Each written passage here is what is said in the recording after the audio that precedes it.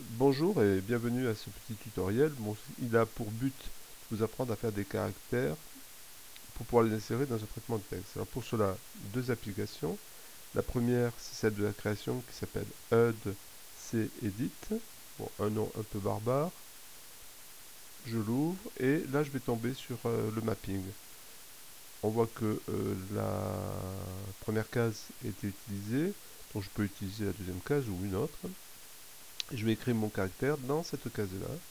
Ici, j'ai mon plan de travail avec mes outils de dessin, mais je peux aussi utiliser une police existante qui permettra d'aller plus vite pour la création de, de lettres ou de chiffres.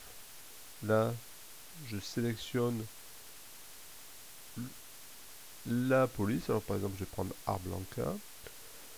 Je prends le C, un peu au hasard.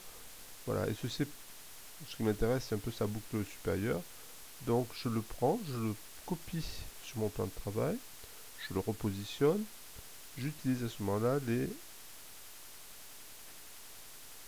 outils de dessin. Voilà, je crée par exemple un G.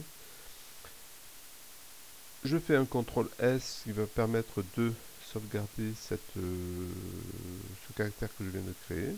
Je ferme mon application.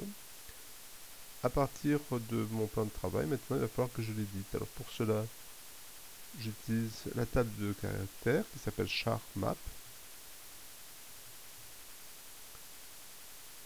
Je l'exécute et je vois que le premier caractère qui était dans la première case est bien ici, et le deuxième que je viens de créer. Je le sélectionne, je fais un copier, ça le met dans la mémoire tampon, et il me reste plus qu'à faire un CTRL V. Ensuite, le comportement de ce caractère sera le même que ceux que vous connaissez, c'est-à-dire il suffira après de changer sa taille ici. Voilà.